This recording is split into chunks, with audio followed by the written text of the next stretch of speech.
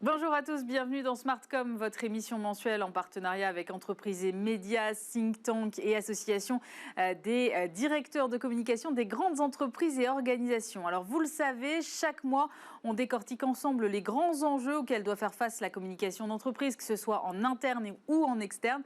Et ce mois-ci, je vous propose de nous intéresser de plus près à la question de la diversité et de l'inclusion. Comment les directions de la communication peuvent-elles s'emparer de ces sujets? Comment travaillent-elles avec les RH? Bref, comment s'engage-t-elle pour construire des entreprises plus inclusives et donc plus durables? On en parle tout de suite dans Smartcom. Et pour en parler avec nous aujourd'hui, Caroline Guillaumin, bonjour. Bonjour. Directrice des ressources humaines et de la communication de Société Générale. À vos côtés, Frédéric Raoult, bonjour. Bonjour. Vous êtes directrice de la communication de Keolis. Anne Ramon également sur ce plateau, bonjour. Bonjour. Directrice de la communication de la marque et de la RSE de Malakoff Humanis. Et Céline Stierlé, bonjour. Bonjour. Directrice de la communication du PMU. Quand j'ai pris ce sujet diversité, inclusion et communication, je me suis dit quand même, c'est pas évident à appréhender ce sujet parce qu'on a toujours peur de dire le mot qu'il ne faut pas. Vous, qui êtes des communicantes, donc qui faites très attention aux mots, comment est-ce que, Caroline, par exemple, vous appréhendez vos sujets?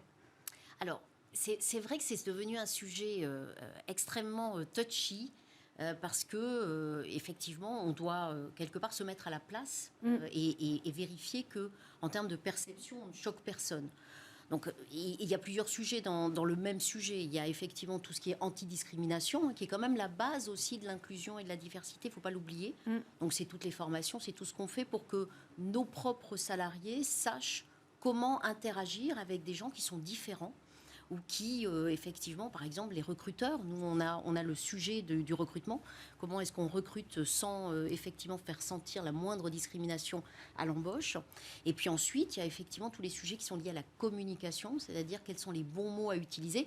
Et nous, par exemple, on fait relire toutes les offres d'emploi, on fait relire aussi beaucoup de nos sites internet par des spécialistes. Il y a des agences qui se sont spécialisées là-dedans et qui regardent effectivement à ce que chaque mot soit bien pesé pour effectivement qu'il n'y ait pas de choc. Alors, en France, ça va encore. Quand on est dans les pays anglo-saxons, là, ça devient effectivement assez cauchemardesque parce que chaque mot peut effectivement non seulement choquer, mais engendrer aussi des poursuites pénales si vous ne faites pas attention à ce que vous écrivez. Ah oui, donc les conséquences sont très grandes. Il faut faire vraiment très très attention. Frédéric, vous êtes d'accord avec ça? Le sujet de l'inclusion et de la diversité, c'est avant tout le sujet de la discrimination. C'est vraiment ça le préambule? Oui, c'est ça. C'est l'idée en fait de ne discriminer personne et d'accueillir en fait, tous les profils. Hein. Nous, on a chez Keolis, donc qui est un opérateur de transport public, on a lancé une campagne. Et le mot, c'est une campagne donc, de recrutement, c'est Talent has no boundaries, c'est-à-dire le talent n'a pas de frontières. Et donc les frontières, elles sont sur l'équité, la mixité, l'ethnicité, l'origine sociale et culturelle, etc. Et donc c'est ça, c'est en fait pas de discrimination et on accueille en fait tout le monde. Moi, je me tourne vers la directrice de la RSE, puisque j'en ai une à côté de moi. Quand on parle de diversité et d'inclusion, c'est aussi beaucoup le S de la RSE, donc vous êtes concerné à double titre, en fait.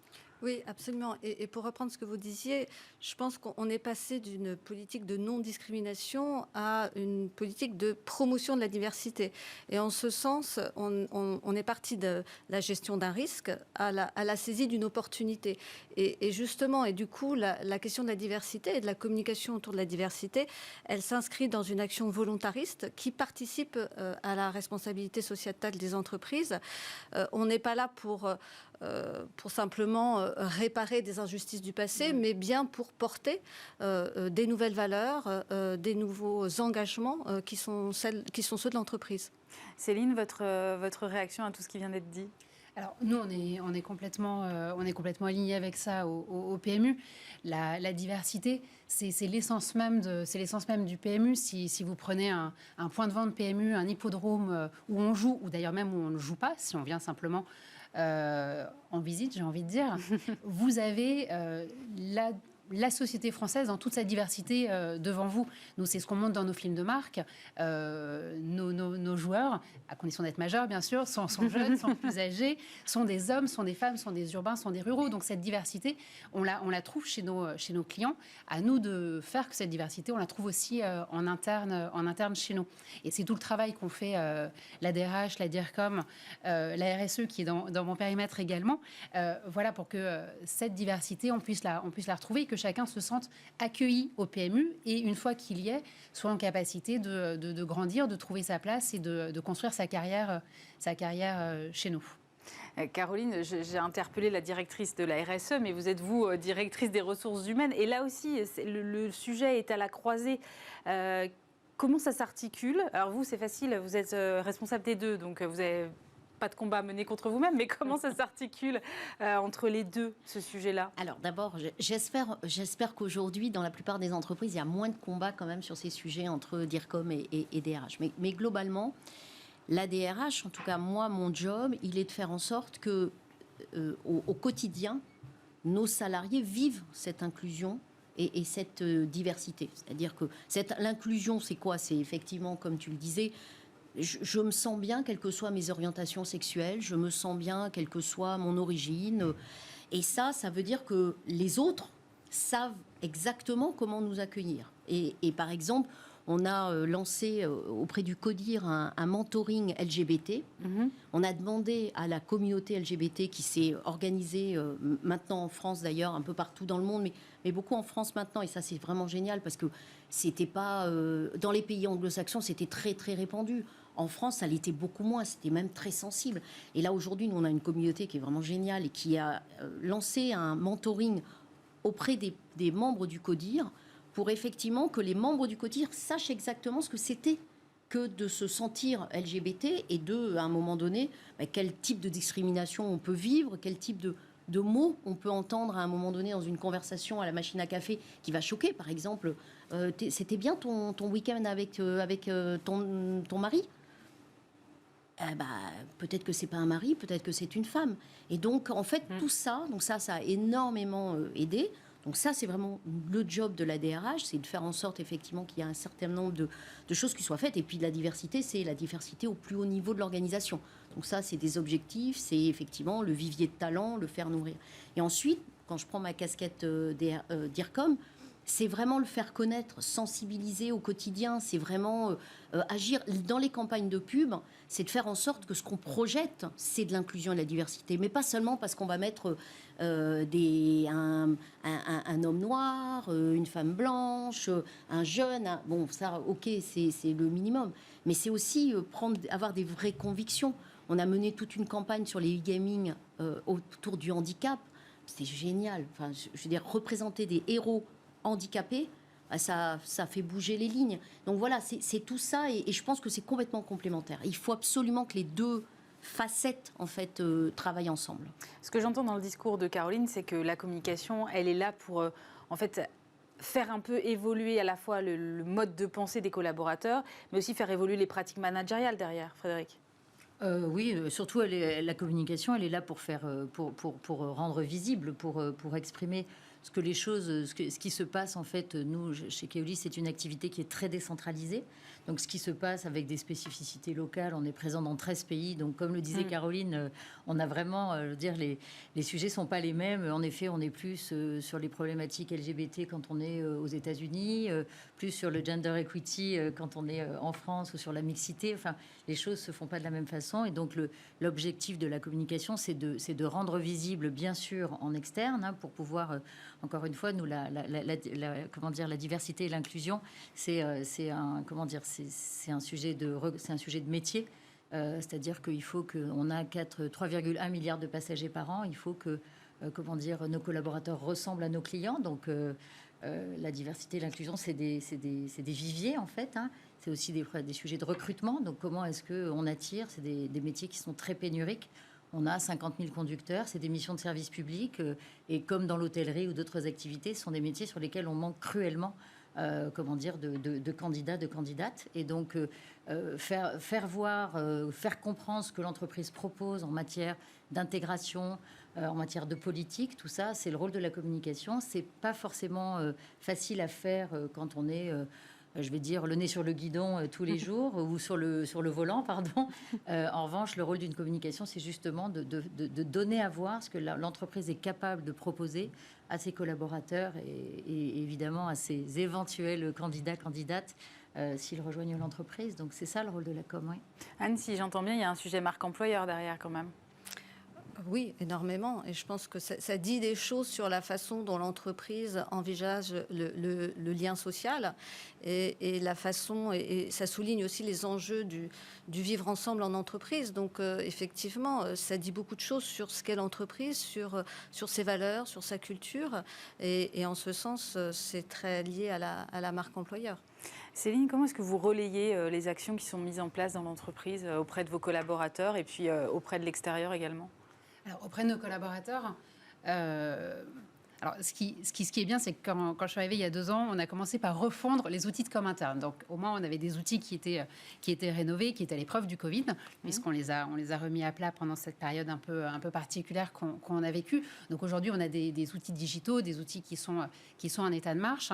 Et la proximité qu'on a avec la DRH, proximité même géographique dans l'immeuble, puisqu'on a des bureaux qui sont tout proches, cette proximité, elle fait qu'on travaille vraiment main dans la main et qu'on est au plus près de ses besoins, de ses ambitions, pour le relayer auprès des collaborateurs. Moi, il y a un truc que j'ai trouvé intéressant dans ce que vous disiez et avec lequel je suis totalement en phase, c'est l'importance des managers. C'est vraiment à eux qu'il faut s'adresser en premier, puisqu'effectivement, aller parler à tous les collaborateurs, c'est bien. Avoir des managers qui vont soutenir leur démarche et en face de qui nos collaborateurs sauront qu'ils sont libres de parler, de s'exprimer, d'être qui ils veulent être et d'affirmer aussi des désirs, que ce soit des femmes qui ont envie d'évoluer vers des postes de management, etc. Il faut qu'elles puissent s'en ouvrir à leur manager et que le manager en face, il sache qu'il a les clés pour les accompagner. Ça, c'est aussi le rôle de la communication, de fournir ces outils de formation et de les partager avec tous pour qu'ils soient utilisés, parce qu'il n'y a rien de pire que des outils qui ne servent à rien. Et si je prends l'exemple des collaborateurs en situation de handicap, nous, on a encore trop souvent dans les entreprises, et pas qu'au PMU, je pense que c'est partout, des collaborateurs qui n'osent pas déclarer leur handicap simplement parce qu'ils ne savent pas ce que ça peut leur apporter d'avoir cette RQTH, cette reconnaissance de qualité de travailleur handicapé. Il faut bien qu'ils sachent que personne ne va les stigmatiser, personne ne saura peut-être qu'ils ont demandé cette reconnaissance si leur handicap est invisible, mais nous, le rôle de la com, c'est d'être un accélérateur un petit peu de transformation, c'est de faire savoir aux collaborateurs qu'ils peuvent aller voir leur RH, qu'ils peuvent aller voir leur manager s'il y a besoin et obtenir ce soutien qui va les aider à développer leur parcours dans l'entreprise. Donc nous, on a vraiment à cœur de mettre les outils de communication à disposition. Et typiquement, quand c'est la semaine européenne pour l'emploi des personnes handicapées, nous, on dédie notre newsletter corporate, on la dédie intégralement à la question du handicap. Parce qu'on se dit, c'est le moment de frapper fort sur ce sujet-là. Et on a des outils, on les met à disposition de la DRH. Mais c'est vraiment un travail de co-construction et de collaboration très, très étroite entre ces équipes et les miennes. Caroline, comment est-ce qu'on embarque les managers sur ces sujets-là ? Parce que je sens bien que ce sont des éléments charnières qui peuvent servir de relais. Et si le relais n'est pas fait, derrière, vous aurez beau mettre toutes les actions en place, ça ne marche pas. Mais je voulais réagir parce que justement, je pense qu'en fait, finalement, l'accélérateur pour faire qu'une entreprise intègre vraiment une politique d'inclusion et de diversité, c'est un peu les rôles modèles en fait. Et donc les rôles modèles, c'est généralement des gens qui sont au plus haut niveau de l'organisation. Je reprends l'exemple par exemple LGBT+. On a la directrice générale déléguée qui est le sponsor de Pride and Allies, donc qui est cette association qui promeut auprès des LGBT et non LGBT justement l'inclusion des personnes LGBT. Et en fait, ça change la donne. À partir du moment où vous voyez quelqu'un au plus haut niveau, non seulement soutenir effectivement ces démarches, on a la même chose pour le handicap et pour les personnes en situation de handicap. Et tu as tout à fait raison. Je pense que ce qui est le plus difficile, c'est que les gens ne savent pas comment les autres vont réagir. Et donc le fait de se déclarer et de dire, soit qu'on est handicapé, soit qu'on... je dirais, dire effectivement qu'on a une orientation sexuelle différente dans une entreprise, tout d'un coup on se dit mais est-ce que ça ne va pas me pénaliser, est-ce que ça ne va pas me porter préjudice et je pense vraiment que cette notion de rôle modèle, c'est-à-dire vraiment des gens qui soit vont effectivement être extrêmement dans la promotion de ces sujets-là, ça change vraiment la donne. Là, dernièrement, on a eu un de nos dirigeants, Codir, qui a exprimé dans une tribune sur LinkedIn ce qu'il a vécu en tant qu'homosexuel dans l'entreprise. Et comment, effectivement, en le disant, mais vraiment, ça a été un choc positif pour tout le monde. Parce que, effectivement, au plus haut niveau de l'organisation comme au plus bas niveau, tout le monde s'est dit, mais finalement, si lui, il a la possibilité de le dire, je peux le dire. Et je pense que c'est tout ça. Et donc, il faut embarquer. Puis, quelquefois, il faut aller un peu à contre-courant. C'est-à-dire dire, on signe telle charte, même si les gens ne sont pas prêts. En fait, quelque part, à un moment donné, vous ne pouvez plus aujourd'hui, dans une entreprise, dire, non, mais je suis contre, effectivement, c'est plus possible. Non, ça marche et donc, il faut y aller. Il faut avoir des convictions. Et c'est pour ça que la com et la RH doivent travailler ensemble. Parce que c'est vraiment une question de conviction. Et il faut y aller, pas seulement dans les pays où c'est plus facile. Parce qu'anglo-saxon, oui, c'est plus facile. Il faut y aller dans tous les pays où il y a encore de la réticence, parce que sinon, les choses n'avanceront pas. Vous, Frédéric, vous êtes dans de nombreux pays aussi. Vous avez une expérience, j'imagine, différente d'un pays à l'autre. Comment vous arrivez à harmoniser tout ça pour faire en sorte que finalement votre politique d'inclusion reste cohérente ? Alors déjà, nous, on a construit un projet d'entreprise il y a 2 ans. Et dans ce projet d'entreprise, on a évidemment une partie qui est dédiée aux collaborateurs.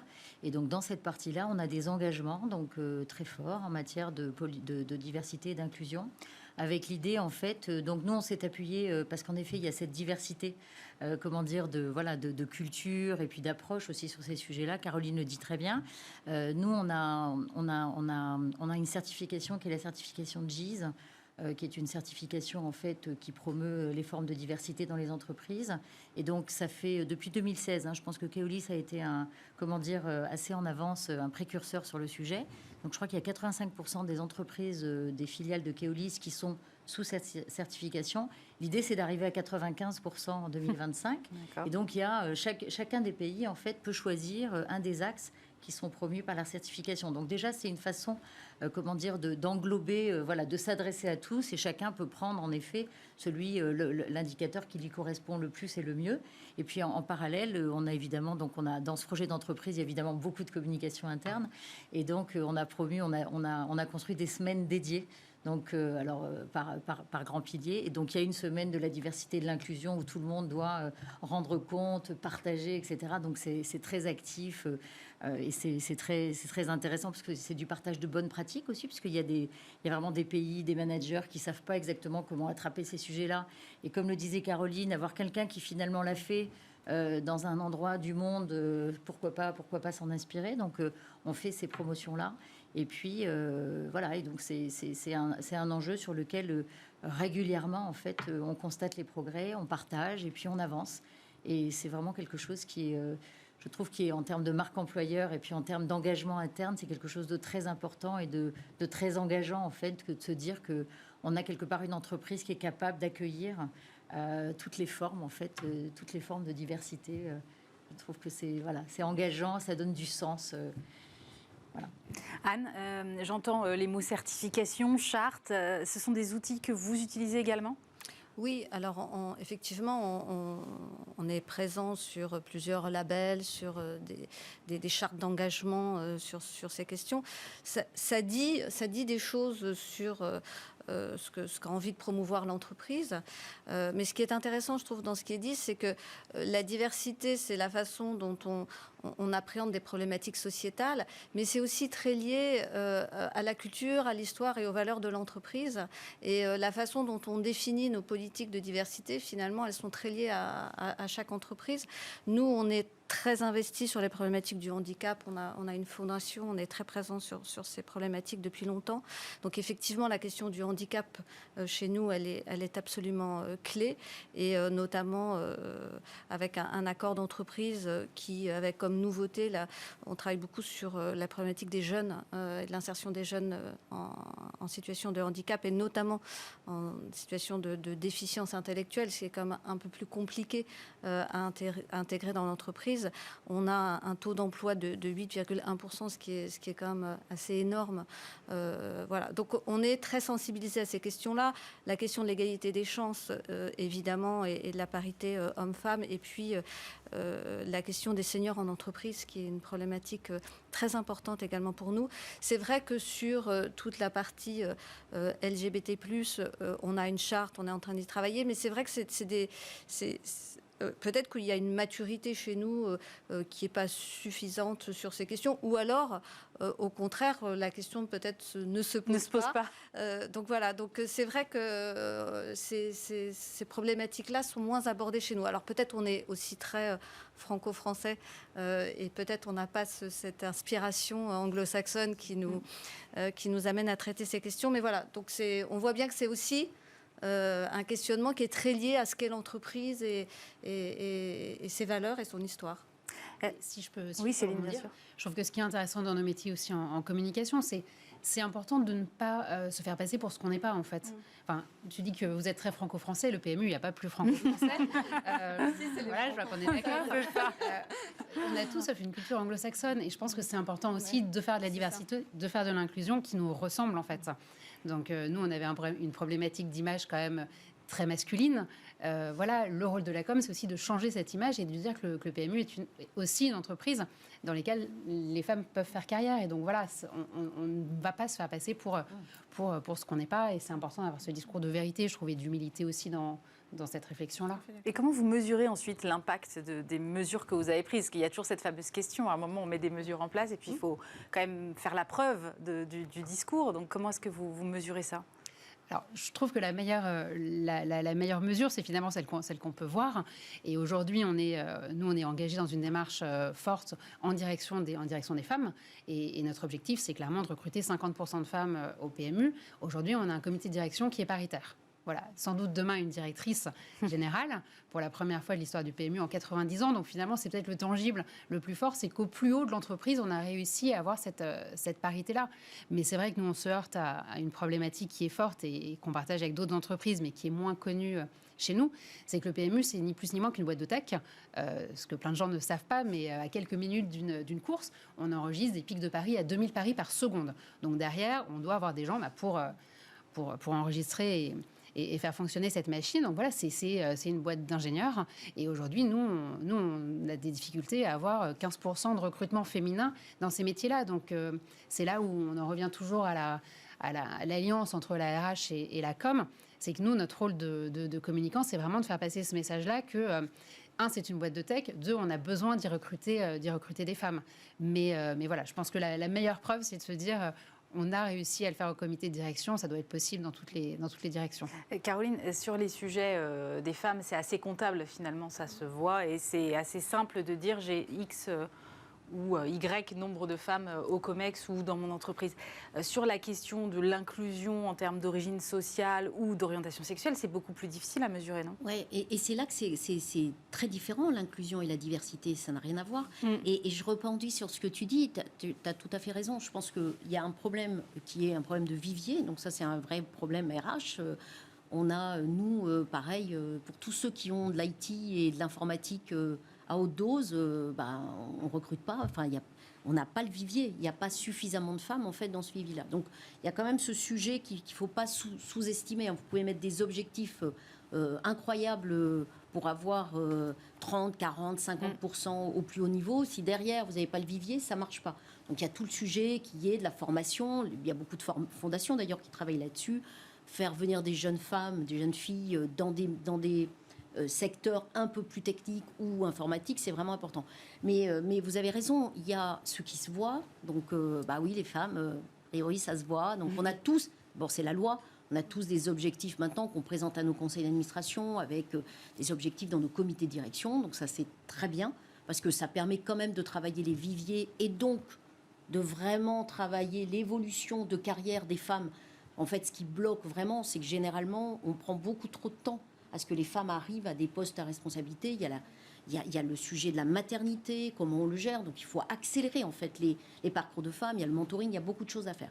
Puis ensuite, il y a ce que moi, j'appelle l'inclusion, qui est pour moi très différent. Parce qu'on ne met pas de quotas, pas dans les boîtes françaises, à l'international ou dans des pays anglo-saxons. Vous avez maintenant des quotas LGBT, Black American, Asian. Donc, on n'est pas du tout dans la même tradition aujourd'hui dans des pays comme la France, où on a l'inclusion qui est vraiment de faire en sorte que il n'y ait pas de frein ni à l'embauche, ni au fait qu'il puisse y avoir une carrière, quelles que soient vos orientations, qu'elles soient sexuelles, vos origines, vos backgrounds. Donc ça, c'est vraiment l'inclusion. Ça se voit pas, et vous n'êtes pas obligé de le dire, d'ailleurs, quelles que soient vos origines, mais par contre, ça ne doit pas vous bloquer. Et ça ne doit en aucun cas constituer un frein. Et donc après, c'est très difficile de savoir si vous avez, en tout cas dans les boîtes françaises, vous n'avez pas la capacité à faire des statistiques en fait, qui sont liées par exemple à votre origine ou votre background social. Il y a eu des études, des enquêtes qui ont été faites et qui permettent d'avancer un tout petit peu, mais c'est pas facile. Alors pour le coup, les femmes, quel est le pourcentage de femmes, d'hommes dans les pays anglo-saxons? Effectivement, dans un comité de direction, vous êtes capable de dire, et c'est ce qu'on a nous par exemple, il y aura 15% Black American, il y aura 20% Asian, il y aura... Ça, on n'est pas du tout à ce niveau de maturité. Je ne suis pas sûre qu'il faille y aller d'ailleurs. Personnellement, je m'interroge là-dessus. Je pense que ce n'est pas pareil, encore une fois, d'éviter des freins et d'avoir effectivement des quotas ou des quotas visibles, entre guillemets, dans des directions. Donc, alors nous, par exemple, pour vous parliez de comment on sait effectivement qu'on a atteint des objectifs, on a des enquêtes tous les ans, diversité, inclusion, qui permettent aux gens de répondre et de dire, en fonction de votre origine, est-ce que vous considérez que vous avez eu des freins? Est-ce que vous considérez que vous avez eu la carrière que vous désirez, que vous méritez? Voilà, il y a des façons, en fait, à travers des enquêtes qui sont faites sur l'ensemble de la population, de savoir si on atteint ou pas des objectifs d'inclusion. Merci beaucoup Caroline et merci donc à toutes les quatre d'être venues sur ce plateau. On se retrouve bien sûr le mois prochain pour un nouveau numéro de Smartcom.